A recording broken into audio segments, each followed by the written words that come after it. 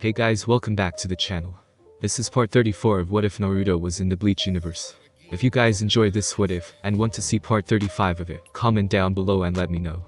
Also check out previous parts of this What If. I have created a playlist for this What If, where you can find all the previous parts, link is in the description. And go ahead and check out other What Ifs in the channel. Before we start, please do support for more awesome content, it really means a lot. Don't forget to subscribe and leave a like, and also share this video with your friends. So let's start this video. Try as he might, no matter how much time passed, Naruto found it hard to absolve himself of feeling empathy for those slated as his enemies. When push came to shove, he could be as merciless, or business upfront as he wanted to be when in battle. If he didn't have hatred in his heart for his foes, he found it damnably difficult to detach himself from their woes. It was a bad habit to have when you were a supernatural warrior, but then again, seeing someone as loyal as Haribel get betrayed by someone on her own side, just so they could get a chance at catching him unawares, and killing him sort of justified it. He was still covered in her blood from when Gin stabbed through her to get to him, for God's sake. Setting Haribel down on the sand, Naruto tapped his foot trying to think of what he could do. Without any options that would actually fix the problem, he began slowly transferring his chakra to her. Maybe more power would help her body keep going long enough for something miraculous to happen. Even if it didn't, he wasn't about to quit until he felt that heartbeat stop. He had always been stubborn like that. Naruto wasn't a healer. He never had been, and even if he had eventually come around to being suited for it, there had never wound up being anyone to even show him how to get started on healing. The consequences of being the last man standing of his entire culture and all. Aside from that, all of his focus had been on his goal of peace, and then on what he could do to keep the Jubi back. He could say that time got away from him, but that joke was too bad for him to make in such dire straits. He'd have to remember that one for later. So set on thinking of some way to help Haribel survive, he barely noticed the arrival of Neliel and Tatsuki to his exact location, until he felt his female student jump on his back. Sensei, that was amazing. Are you seriously telling me I can be that strong? There's always a chance, Naruto said, before Tatsuki realized that he was looking down at his gravely wounded opponent. Was he sad? But he had won. She then realized that she'd never seen Naruto after he'd killed someone. Taking down bestial hollows with only the instinct to kill was one thing, but taking down others with actual personalities, with goals, dreams, all of the above, he always regretted it. Then again, as she looked down at Haribel, Tatsuki couldn't help but feel some remorse as well. Tatsuki had only killed hollows. Even Grand Fisher as an Arrancar was more monster than any sort of humanoid creature. Haribel looked just like a normal woman. She bled red just like any human did. You can't fix her? Tatsuki asked, but you can do, well, anything, can't you? Naruto's lips quirked for a second, but there was no time for the ego to shine through today. Well, I can bring back the dead one time. It doesn't work on souls though, or Shinigami or hollows. I don't think even if I had med supplies on me, I could actually do anything to help her for much longer. A pronounced frown spread across his face. I can't think of anything I've got that'd work. Neliel looked down pensively at the gravely injured Arrancar that had taken over her rank in Aizen's army, and then over to the man who actually seemed to be concerned with her condition. You aren't thinking of simply killing her? To end her suffering and all. She was met with a heated glare for her comments. Why? Because I'm supposed to think all Arrancars are evil or something? Naruto asked rhetorically with a bite to his tone. She was wrong.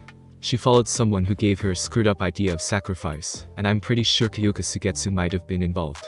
Though did his hatred of illusions still ever exist, and Aizen's was absolutely awful from what he'd heard of it. But either way, he'd done this for humans who had been his enemy. He'd have done this for a Shinigami who had been his enemy. Not doing so for Haribel because she was an Arrancar was simply racist. She wasn't evil, and she didn't deserve unconditional destruction, just because she was an Arrancar.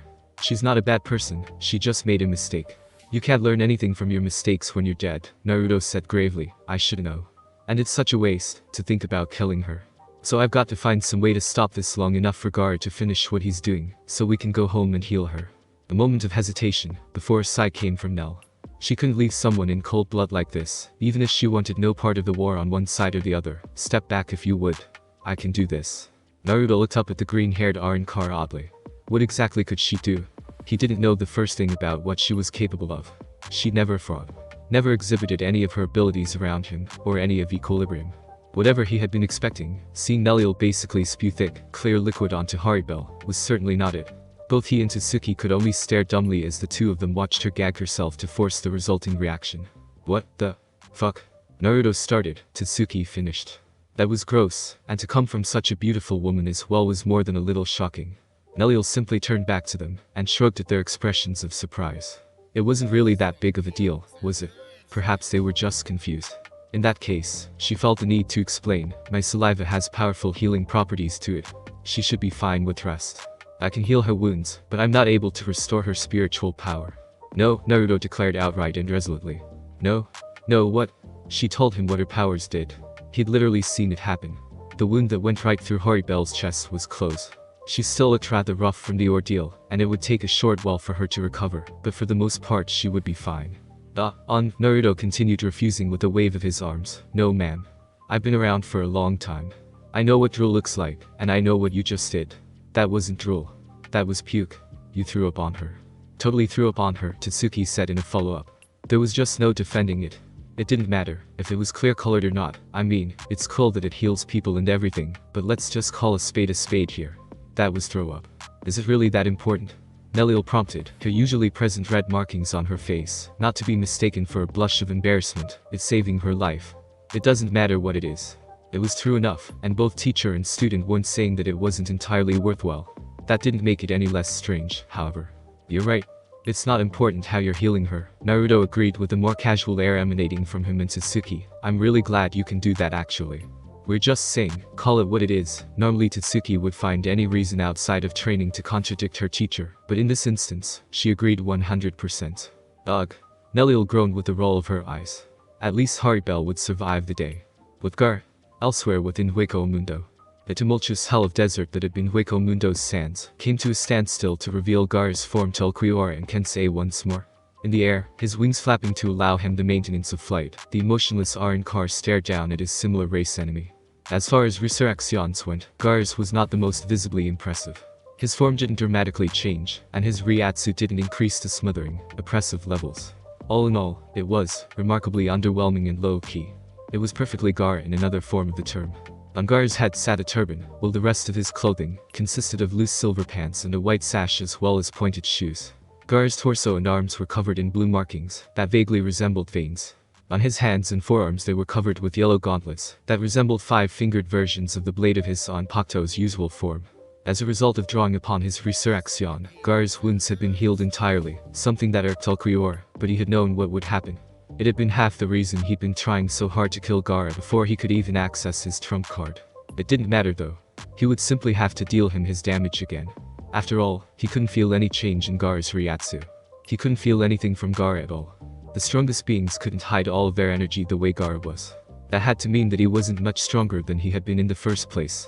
Against Ulquiorra that simply wouldn't do, as the dark-haired pale being had more tricks still that he could draw upon to obliterate the Redeed. Is that all? Ulquiorra asked expressionlessly as Garra stared up at him impassively. What have you really accomplished by releasing your Zanpakuto, other than healing your wounds? Garra didn't say a word, simply letting Ulquiorra get his soliloquy in once more. At first Garra thought that the Espada was a lot like him, but then he realized that Ulquiorra really seemed to really like talking. A lot. Not in conversation, but just in spirit-breaking attempts to lecture people he deemed beneath him. Compared to mine, your power is so insignificant I can't even feel it.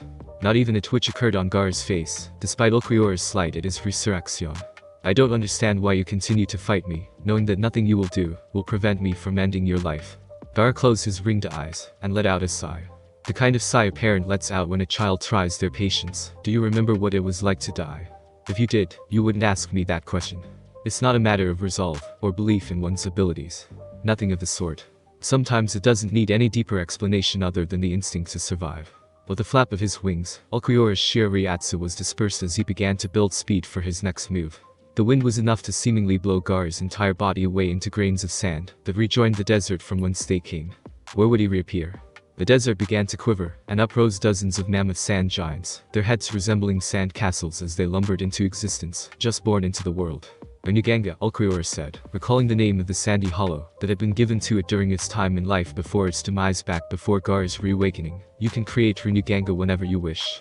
At as many as I wish, Gar's voice echoed out from all of the sand beings. Rinnegange is an extension of my will. As long as there is enough sand around to create the bodies, and I have enough spiritual power to animate them, I can do as I like. A worthless show of power, Ulquiorra assured him, forming black energy on the tip of his index finger. Granted, one Rinnegange is an imposing force to weaklings, but to those that are truly strong, even numbers such as these are simply worthless. Now taste despair. Seiro's skurs. The army of Rinneganges were destroyed, their masks, their only visible weak point, going up into oblivion along with their bodies, as Ulquiorra swept the sands with his attack. Amid the sandstorm that Ulquiorra's callously cold attack had created as a side effect, Garra's body formed right behind the winged iron car from the sand flying through the air. Ulquiorra would have never known that Garra was there had he not felt the light from the Cerro. Garra had the gall to charge right at his back. Ulquiorra spun around and instantly flapped away one mighty time, covering himself with his wings as he moved away. Garra's yellow Cerro lit up the darkened skies of Hueco Mundo as Kensei watched from down below. Every so often he would sputter and spit out sand as he watched the battle. Fucking sand. But either way, Garra was getting the job done, and he didn't know how. I can't even sense how strong he's supposed to be. Ulquiorra's steel skin left his body in white attire significantly burned, but with no loss of body parts, other than the injuries suffered to his wings that were next to useless. This doesn't make any sense, the emotionless Arrancar said, watching his enemy with a pensive eye. How do you have enough power to harm me when I can't even sense you? With smoke still rising from the hand that he shot Ulquiorra with, Garra slowly lowered it. The release of my Zanpakuto is powerful enough to turn my immediate surroundings into sand. After that point, anything my Reiatsu comes close enough to affect is slowly pieced apart as well, as if it were being battered by the force of a skin-tearing sandstorm. This is the reason why I cannot use my Resurreccion in the human world. Ulquiorra remained silent, taking in what he was hearing. Aragon didn't take kindly to my existence, Garra said, reminiscing as best as he could. Due to his slumber, he remembered centuries and millennia past better than most other hollows that lived for as long. A hollow that wouldn't bow to him, and hated being hollow enough to turn himself into an Arrancar. His underlings were relentless. Even now he could remember it. He couldn't forget it. It took up the better part of 3 centuries of his time to deal with, and the consequences of such, he and every hollow had to look at every day. No matter how many I killed, there were always more, willing to throw themselves at me in an effort to take my life for his approval. Garra continued, the sandy wind howling and reflecting his mood even if his face did not. Hueco Mundo was never beautiful. But it was closer in appearance to the human world than you would think it could have been. There were trees, grass, water, but it was all made of reishi, and it simply couldn't stand up to the presence of my Resurreccion for the better part of a millennia. Ulquiorra narrowed his eyes and felt something akin to anger swell inside of him. And you honestly expect me to believe that all of this is because of you? He said, referring to the entirety of Hueco Mundo. The sand is unforgiving and merciless. It doesn't care, Garra said, holding up a hand and causing a whirlwind of sand to appear in it, corresponding with the massive cyclone that surrounded the immediate battlefield. Hopefully Kensei had the foresight to get away after he realized what was going on, because with all of this sand to work with, there was no way Garra could hold back enough to ensure his safety. I didn't have to do all of it myself. My sand ate down to the spiritual power of Hueco Mundo's very atmosphere, and changed what my raw energy hadn't touched itself. It warped the entire climate. Baragon's powers didn't help any. Between him and myself, this world died over the course of hundreds of years. Ulquiorra couldn't even see the moon in the sky any longer. All he could see was sand. There was nowhere to fly, as there was no distance far enough. It seemed that any sand within Garra's scope of vision was his to use, as it was partly his to begin with. So it had come to this. Not even trying to dodge, Ulquiorra closed his eyes as the furious sandstorm engulfed his body. Garra felt no remorse or sorrow as he disappeared amid the furious grains of earth. Albezo del desierto. The sand will rend your flesh from your bones, and drain the liquids from your body. Steel skin or not, there is no escape. Resurreccion, segunda etapa. Even Garra visibly reacted in surprise when he felt the telltale signs of a second Resurreccion from his enemy, as a sickly black and green glow fought off his angrily swarming sand with the Reiatsu it generated alone. That was impossible. An Arrancar only had one release. Their true power could only be set free once. You couldn't hide more of it and release it in stages. So enraptured by his own thoughts on the limits of an Arrancar, Garra didn't feel what had happened to him until he realized that he was missing his left arm and leg, and half of his torso. He didn't realize something had happened until he heard a deafening, city-smashing explosion behind him in the air. Garra's sandstorm ended as his body fell, and as it did, Ulquiorra's body rose. His clothing was gone. His black wings were repaired, and his hollow hull seemed to be dripping black blood from it. On his arms, and from the waist down he was covered in black fur, all the way down his claw-like fingers and talon-like feet. The tear marks on his face became more pronounced than ever, and instead of his mask fragment on his head, he had 2 bad ears. Lanza del Relampago, Lance of Thunder and Lightning. Ulquiorra said in explanation of his last attack, that Garra never even felt until it had already torn him apart. My apologies. The power in it makes it quite difficult to aim. With a direct hit, there should have been nothing left of you.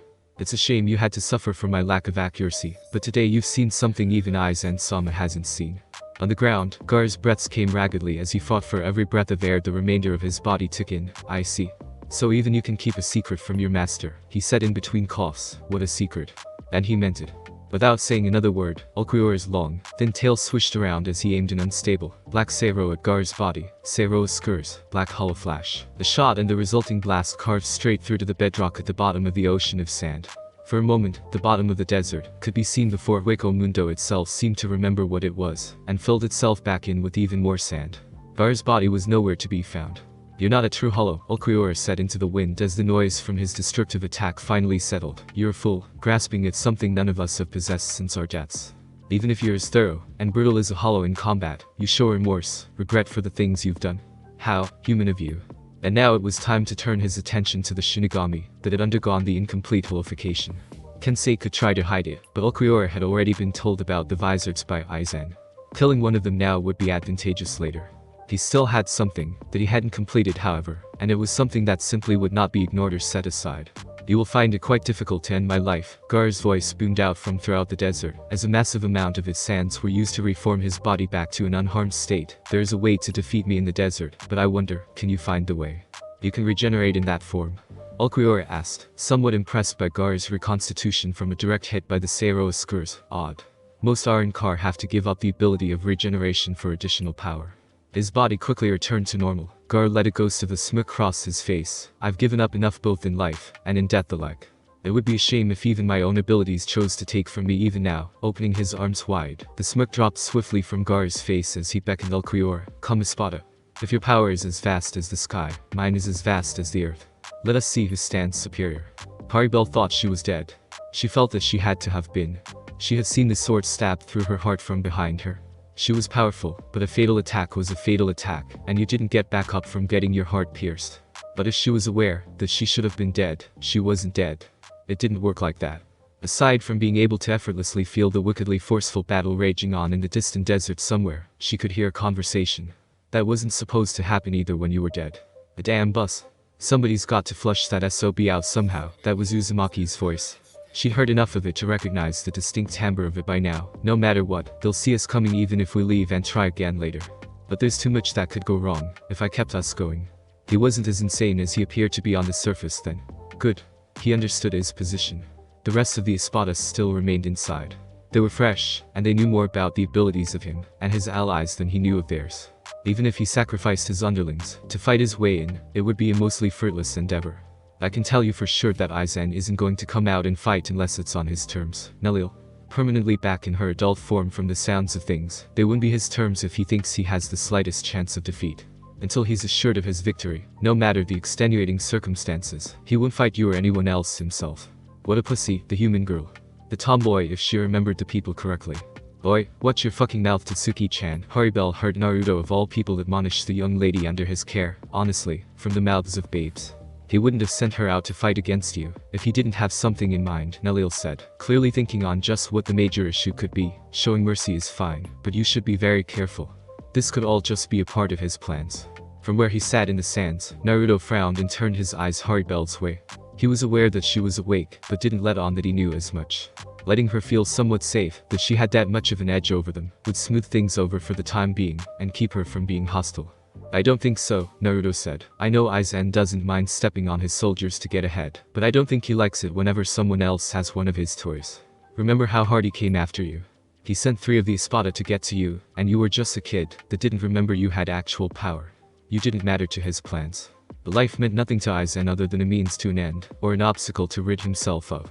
He came after me for a reason," Neliel let on. "Any Arrancar that he created over the last few decades with the help of the Hogyoku, he'd make sure that he got them back by any means necessary. Either that or made sure that they were dead and couldn't be used for info on how he made us.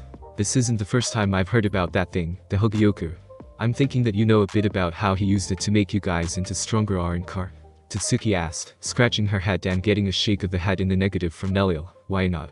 Neliel pointed to the mask fragment that sat atop her head, no longer broken as it had been. "Your friend fixed my wounds, that led to my energy leaking free, but I still suffered an extremely severe head injury. She can repair my head as well as she likes. Some things up there will still be fuzzy for a short while still." And Hidan was useless in that regard as well, because he hadn't been paying attention to anything involving the Hogyoku, even when it had made his transition into an Arrancar that much more successful. He had a tendency to ignore such things when they didn't involve outright bloodshed. Well, some things are better off not being known, Naruto said, a grin slowly spreading across his face, like, knowing that Nell threw up on Haribel to fix her. It was saliva, Neliel enunciated purposefully, everyone there noting that a shiver rolled through Haribel's body after she'd heard as much. They were also mean to let her think that they still thought she was unconscious. You're welcome by the way. Yeah, we know you're awake, Tatsuki deadpanned with a grin, throwing a handful of sand over at Haribel. Stronger than her or not, still in her Resurreccion or not, Tatsuki-sensei had already proven that he was the baddest human walking the face of the planet, sapping the fear from her when it came to the response of 1 hour in car. So if you're waiting for a chance to kill us, don't worry about it. Sensei and Nell together would blow you away if you tried out. You aren't strong enough to run your mouth to people that can kill you in one move, Naruto chided, his eyes switching back from Rinnegan immediately, after giving Tatsuki a Shinra Tensei finger flick to the forehead. You can mouth off to people on your level though. No apprentice of mine isn't going to be as smart with shit. It's tradition. You're such a good role model, Tatsuki replied sarcastically, rubbing the new red mark on her forehead. Really? When I turn 2,000 years old, or however old dirt is, like you are, I want to be just like you. Fuck you. Fuck you right back. Naruto just glared at Tatsuki for several seconds before speaking up. If you didn't already have living parents, I would have become your legal guardian by now. That being said, he turned to Haribel and jerked his thumb at his trainee. Seriously, she's perfect. Tatsuki rolled her eyes and spoke sardonically. Would you jump ahead in my training and teach me a second element if I sat on your lap and called you daddy? That sounds so wrong, or so right. I haven't decided yet. What's your game, Mizumaki? Haribel interjected sharply, interrupting the cheeky byplay of sensei and student. The dark-skinned Car sat up from her back on the sand. She noticed that the release form of her Zanpakuto was right next to Naruto, far out of her reach. You don't honestly believe that I owe you anything because of this, do you? My game is, Ichimerigin ran his Shikai through your chest to try and take me out, just because he saw the opening. And that's it, Naruto said before clapping his hands once. Game over. Do you want to play again? You're a dick, Naruto-sensei, Tatsuki pointed out, laughing at how blunt and sarcastic he happened to sound right then. You two were trying to kill each other an hour ago. What did you expect her to be like afterwards? I'm just saying, I dumped tons of chakra trying to keep her alive long enough for Nell to do her thing, and do we get a thank you or something? Naruto asked rhetorically. No, not from the mighty Tress Espada. He's too good to accept some goodwill from a handsome, sexy, true sage of the ages. I'm just a peaceful man with bad intentions. Why do I have to have an ulterior motive for something? Neliel managed to ignore the banter between the two humans for the most part, in exchange, ensuring that she had Haribel's full and undivided attention. You're not going to go back to him, are you? She asked, Aizen. After this. Ichimeru stabbed me, not Aizen-sama. He wouldn't have done that if Aizen wouldn't have allowed it, Neliel said. The same goes for what happened to me. Sai-Lapper, Ro and Noitra wouldn't have ever tried what they did against me, and my Fraction, had they known it, would have put them on Aizen's bad side. If you're not all useful to his plans, you're useless to him. Your use ended when Naruto proved he was head and shoulders better than you. I've always been loyal to him, Haribel reasoned, even when you were still within our ranks of Espada. And now that he knows you can be beaten, after going all out, you're damaged goods, Neliel responded without missing a beat. He doesn't care. So I should just join the other side with my tail between my legs. The dark-skinned blonde asked coolly, is that my next course of action? To side with the enemy and fight for them, because of one show of kindness after I've spent years fighting for another cause. Personally, you can do whatever the hell you want to. That outright statement let the two women know that Naruto hadn't just been butting heads with his high school student of an apprentice. He'd been listening to their conversation from start to finish, and he'd finally chosen his moment to let his actions be clear. I didn't want to save you, because I thought you'd join us, Naruto explained earnestly. With a shrug, I saved you, because you got the raw end of that deal. Ask Nell, ask anybody. You can walk away, and never look at me again, if you want to. There was a touch of bitterness to his tone at the tail end of his statement that Tatsuki picked up on. That Yoshino woman, the Bound, she was so bitter at Naruto that even after that whole Bound incident ended, she was willing to simply leave without even trying to hash things out, or see if anything still stood between them. She blamed him for everything that had happened to fracture their relationship centuries ago, and she wasn't willing to hang around and work around it despite literally having nowhere else to go. Naruto could hide it with jokes and infuriating antics all he wanted. Having that happen the way that it did, along with everything else he'd learned during the encounter with the Bounce, it still stung at him. Things like that hurt him. Having people that he liked see him as the enemy, it killed him. He forced Tatsuki to meditate intensely to a religious degree. At the start of every training session, for half an hour, when she woke up in the morning, and for half an hour, before she went to sleep at night. He wanted her hypersensitive to subtle things like energies of all sorts, or shifts of emotion, and she could feel the negative ones coming from her teacher. All you owe me is one thing, Naruto said, pointing straight at Haribel. I want you to look at what's happened today, and since you started fighting for Aizen, and I want you to look at it with a real sense of morality. Not that hollow you do whatever you want because you're powerful kind of crap. What good would really come from Aizen destroying reality, if he killed the Spirit King? What? She couldn't believe what she was hearing. You're just going to let me go? You don't hurt innocents, Naruto said, pasting on a cheesy grin. If being strong by itself is a crime, might have gotten the noose, the axe, the chair, whatever execution of the year you want to use. Tatsuki slugged him in the arm to try and curb the outburst of ego, to little effect. So do whatever you want to. You can do your own thing in the human world, like I think Nell is going to do after she pays off this little debt to me and her horror she insists she has. Hell, you can walk the 2 days it'll take you to get back to Las Notches and keep fighting for Aizen if you want to. Neliel stiffened, and even Tatsuki looked at Naruto, as if he'd grown another head. He had the third strongest Car underling in Aizen's army at his mercy, and he was going to let her go, just like that. He could have at least detained her back at Mother Base somehow, made her alive in prisoner or something. Haribel fixed Naruto with an unreadable glance behind her messy blonde locks. Why?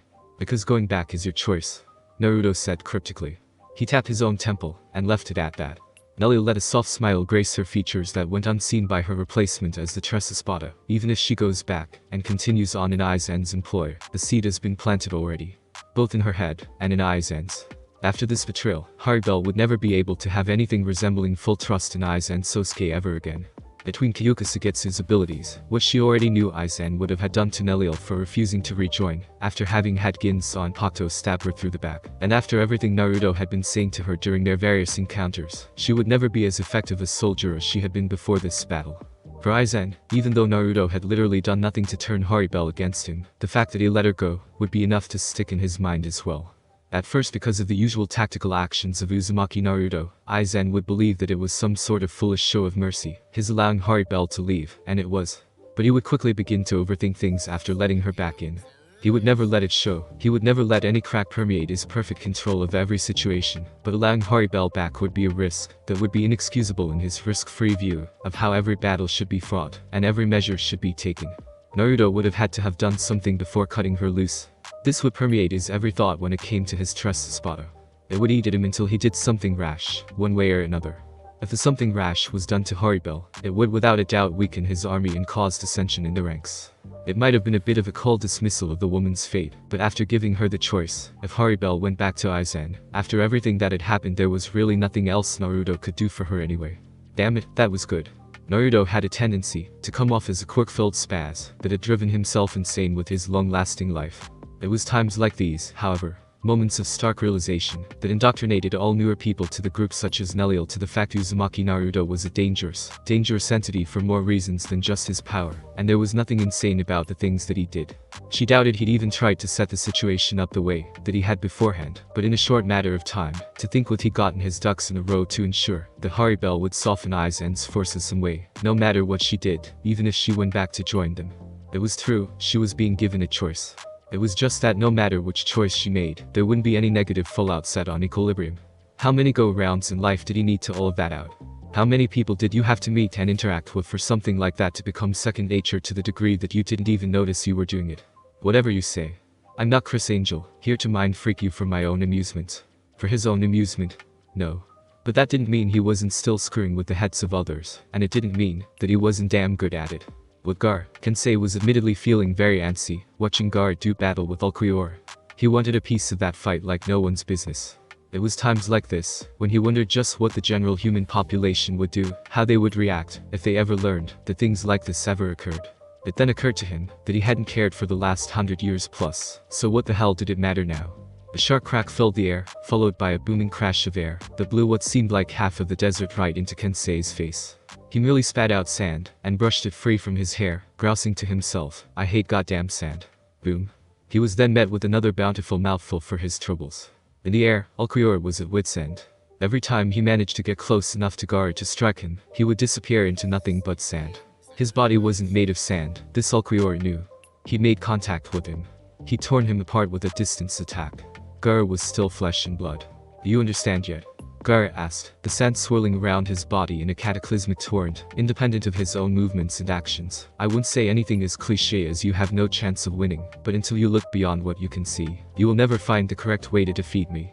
Always with understanding this or that, Ulquiorra said, forming a javelin from sickly green energy. The concept of understanding anything beyond strength, or what we can see and feel firsthand, is worthless to you, and I as hollows. Lanza del Relampago. Garra's body fell apart to sand as he saw the familiar attack that tore him asunder form at the ends of Ulquiorra's hands. You won't touch me with that attack again. I won't give you the space to throw it. I don't need to throw it to use it, Ulquiorra said, twisting the energy weapon around and swinging it at Garra with ill intent. I'm afraid I'm not so one-dimensional in my attack. Likewise, Garra said with the ghost of a smile as his body was cut clean into gory segments. But as it occurred, he simply reformed. Seeing this coming, Ulquiorra moved in a swift sonito, directly above Garra, stabbing down with his tail to the turban-covered crown of his adversary. Garra moved his head out of the way before reaching up and grabbing the Lanza del Relampago with his own hands.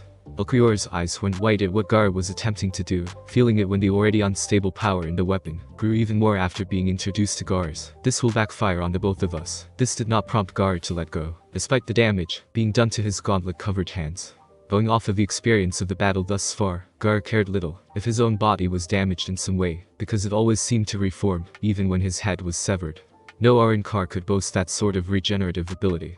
No Hollow could either.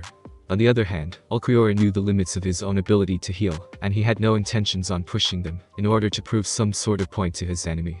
Letting the Lanza fade, his tail wrapped around Garra's arm as he aimed his hand right in Garra's face. Acero Oscuras pointed right at him. The secret to defeating you wouldn't happen to be obliterating every trace of your existence in one blow, would it? Because that seemed to solve most problems. Squick. Looking down, Ulquiorra saw a clawed, gauntleted hand easily pushing its way through his body, no resistance being given whatsoever. He hadn't been hit. The best word for it would have been poked or nudged. But that was impossible. With his steel skin, it would have taken something catastrophically powerful to do such a thing to him. He doubted Garra had put any power behind that attack at all to keep it concealed until it was too late.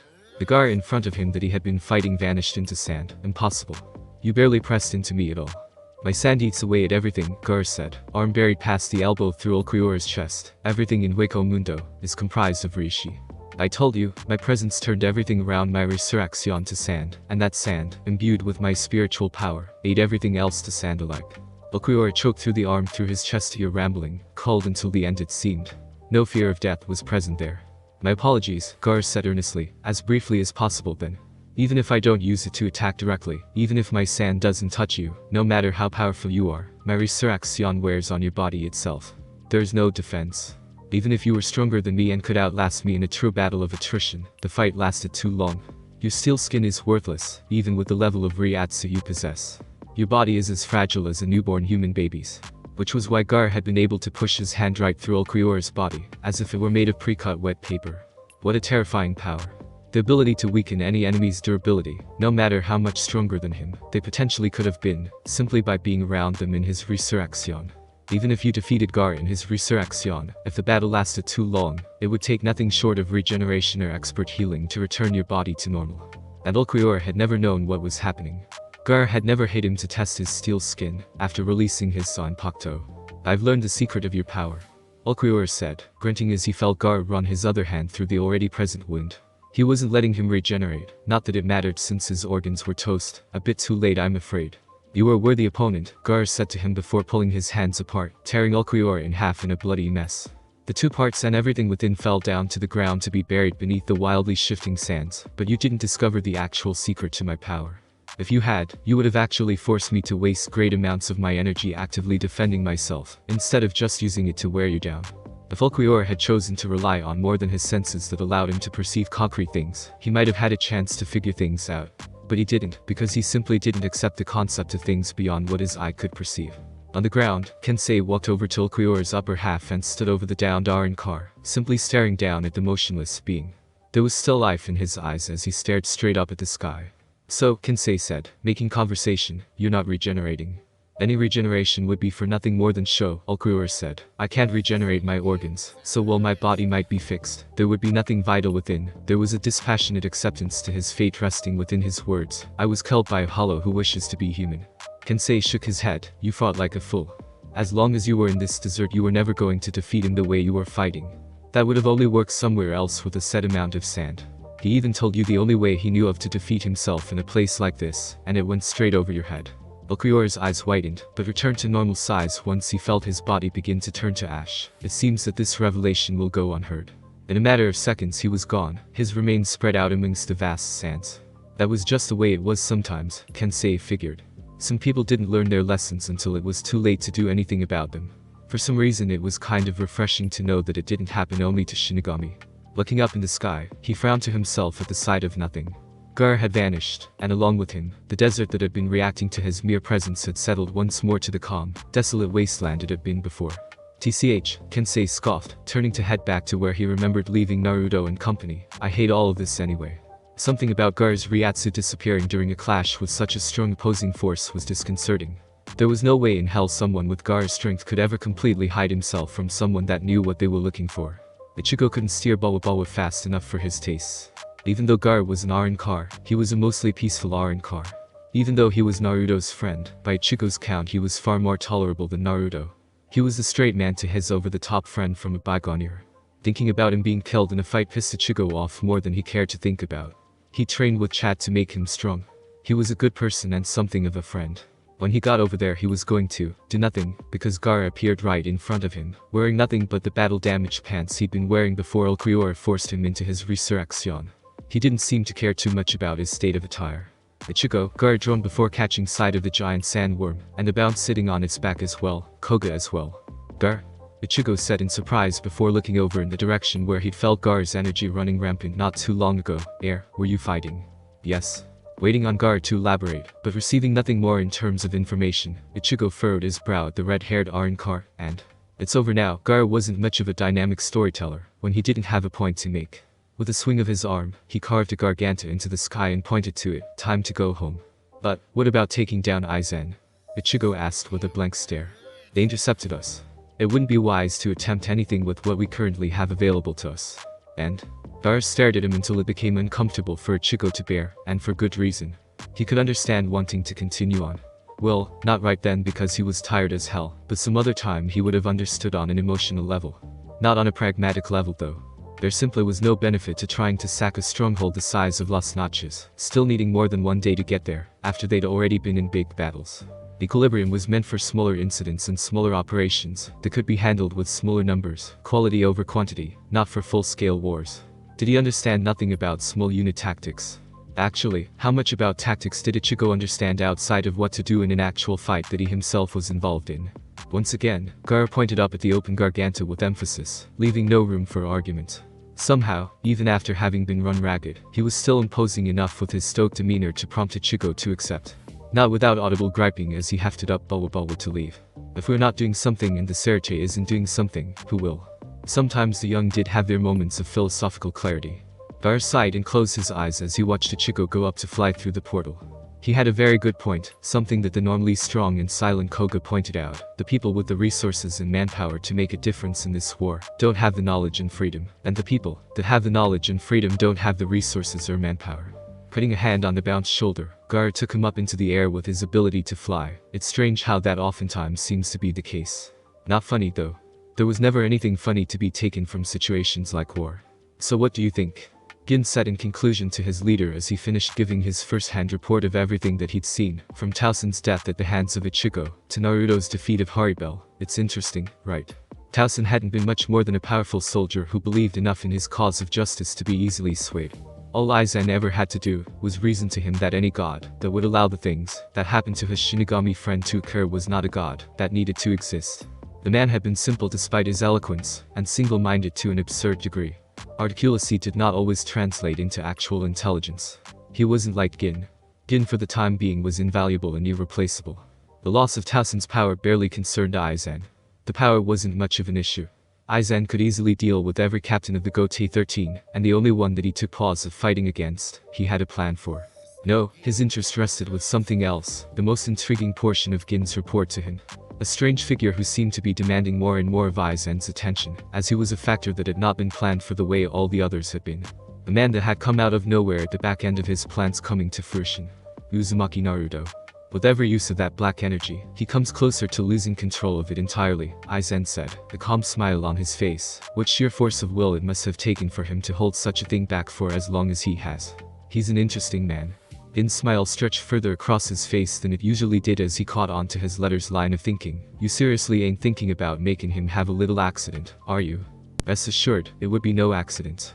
It would be quite the shame if he lost himself for even a moment, Aizen replied rhetorically. His relationship with the Serite is precarious at best. Yamamoto would err on the side of caution and exterminate him should he seem to be a danger to either the human world or to the Soul Society. It's simply the way he is to everything. No tolerance. No risks. He knew just how cold the Captain Commander could be. The old man could order Naruto killed, if need be, and it would mean absolutely nothing to him. He'd done it time and time again. The Quincy race. The Vizards. Over the last 2,000 years Yamamoto had earned his title as the strongest, and it hadn't been maintained through acts of mercy and understanding. It wouldn't take much at all to set him upon such a rogue element that he could not control, especially one that had successfully taken the fight to the doorstep of the Serite once already.